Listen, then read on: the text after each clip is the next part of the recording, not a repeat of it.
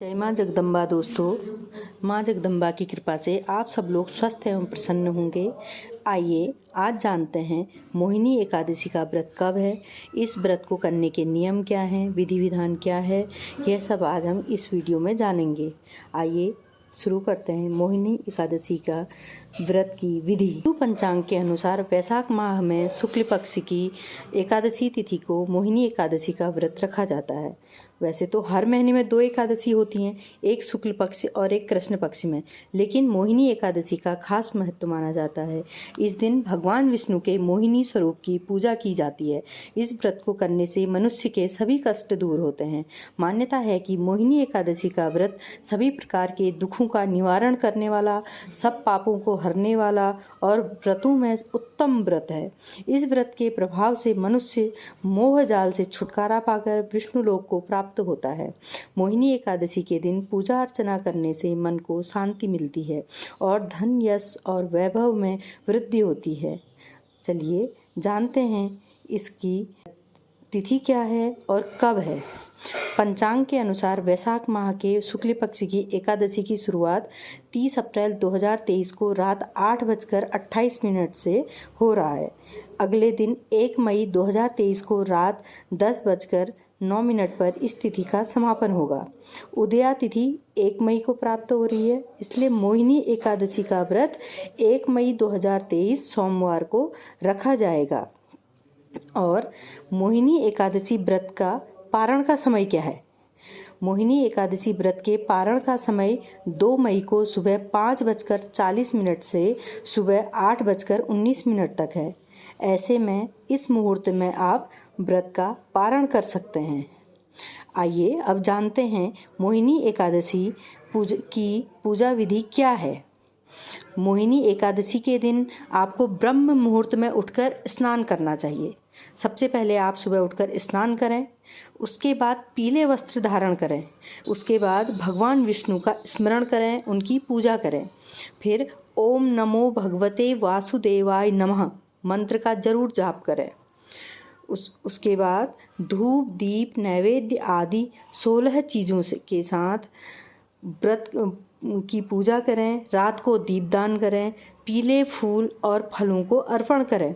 श्री हरि विष्णु से किसी भी प्रकार की अगर आपसे गलती हो जाती है, अगर आप किसी सामान को लाने में असमर्थ हैं, आपसे जो भी पूजा में प्रयोग होने वाले जो भी सामान है उसका अगर आप कोई चीज़ आपकी छूट जाती है, उसके लिए आप श्री हरि विष्णु से गलती के लिए क्षमा मांगें। शाम को पुनः भगवान विष्णु की पूजा करें और रात में भजन कीर्तन करते हुए ज़मीन पर विश्राम करें। इस दिन आपको पलंग पर विश्राम नहीं करना है, इस दिन आपको ज़मीन पर विश्राम करना है। फिर अगले दिन सुबह उठें, स्नान करें और उसके बाद ब्राह्मणों को आमंत्रित करके भोजन कराएं और उन्हें अपने अनुसार भेंट दें। इसके बाद व्रत का पारण करें। यह है इसकी पूजा की विधि। अब आपको मैं बताती हूँ कि मोहिनी एकादशी का नाम मोहिनी एकादशी क्यों पड़ा। पौराणिक कथा के अनुसार समुद्र मंथन में जब समुद्र से अमृत कलश निकला था, तब राक्षसों और देवताओं के बीच इस बात को लेकर विवाद शुरू हो गया था कि अमृत का कलश कौन लेगा। इसके बाद सभी देवताओं ने भगवान विष्णु से सहायता मांगी। ऐसे में अमृत के कलश से राक्षसों का ध्यान भटकाने के लिए भगवान विष्णु मोहिनी नामक एक सुंदर स्त्री के रूप में प्रकट हुए, जिसके बाद सभी देवताओं ने विष्णु जी की सहायता से अमृत का सेवन किया। इसी दिन वैशाख शुक्ल की एकादशी तिथि थी, इसीलिए इस दिन को मोहिनी एकादशी के रूप में मनाया जाता है। दोस्तों, आइए अब जानते हैं अगर आप मोहिनी एकादशी का व्रत कर रहे हैं तो उस दिन आपको किन किन कार्यों को करने से बचना चाहिए। सबसे पहला है, आप क्रोध करने से बचें। मोहिनी एकादशी के दिन अपने क्रोध को शांत रखना चाहिए। इसके साथ ही इस दिन किसी से भी झूठ नहीं बोलना चाहिए। इसके अलावा इस दिन सुबह जल्दी उठ जाना चाहिए और दिन में सोना नहीं चाहिए। और दूसरा है, मोहिनी एकादशी के दिन किसी को भी कटु शब्द नहीं बोलने चाहिए। इसके अलावा इस दिन किसी से लड़ाई झगड़ा नहीं करना चाहिए। मोहिनी एकादशी के दिन चावल ना खाएं। वैसे तो साल की किसी भी एकादशी के दिन चावल नहीं खाने चाहिए।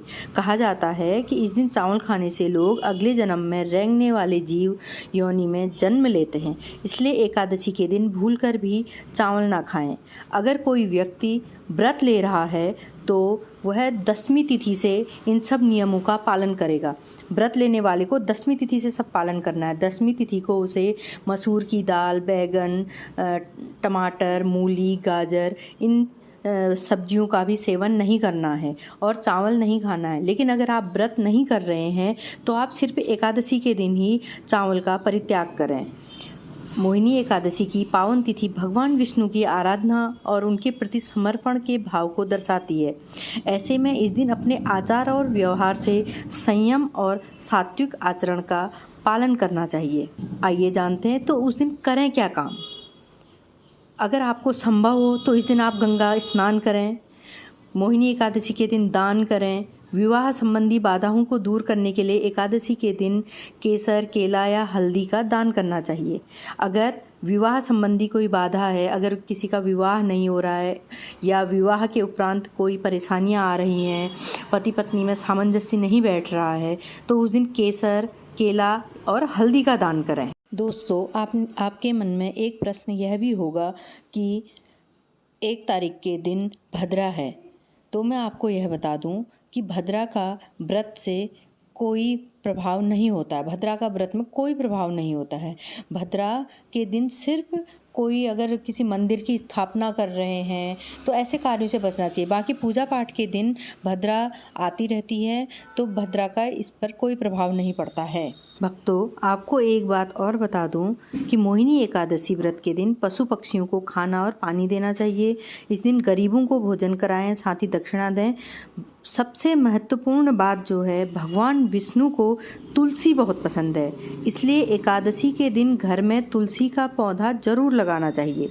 इस दिन अन्न, जूते, चप्पल, छाता का दान जरूर करना चाहिए और शाम को भी तुलसी के सामने शुद्ध देसी घी का दीपक जलाना चाहिए और ओम श्री तुलसी विघ्नहे विष्णुप्रियाय धीमहि तन्नो वृंदा प्रचोदयात्। एक बार मैं और बता दूं इस मंत्र को। ओम श्री तुलसी विघ्नहे विष्णुप्रियाय धीमहि तन्नो वृंदा प्रचोदयात्। इस मंत्र का जाप करते हुए 11 बार परिक्रमा करें। आप इस बात का ध्यान रखिए, मोहिनी एकादशी के दिन आपको तुलसी की पूजा अवश्य करनी है, क्योंकि विष्णु को तुलसी बहुत पसंद है। इस बात का आप अवश्य ध्यान रखिए। तो दोस्तों, आप मोहिनी एकादशी का व्रत कीजिए और भगवान विष्णु आपकी सभी मनोकामनाओं को पूर्ण करें। आपने जिस उद्देश्य से एकादशी का व्रत लिया है वह सभी आपकी मनोकामनाएं पूर्ण हो। दोस्तों, अगर आपको अच्छा लगे तो प्लीज़ लाइक, शेयर और सब्सक्राइब करना ना भूलें। अगर आप शेयर और सब्सक्राइब करेंगे तो हमारे सभी लोगों को इस बारे में जानकारी प्राप्त होगी कि एकादशी का व्रत कैसे लिया जाता है, क्या क्या नियमों का पालन करना चाहिए, इन सभी बातों की उनको जानकारी होगी। अगर आपको अच्छा लगे तो प्लीज़ लाइक, शेयर और सब्सक्राइब करें और बताएं कि मैं अगला वीडियो किस बारे में बनाऊं। धन्यवाद।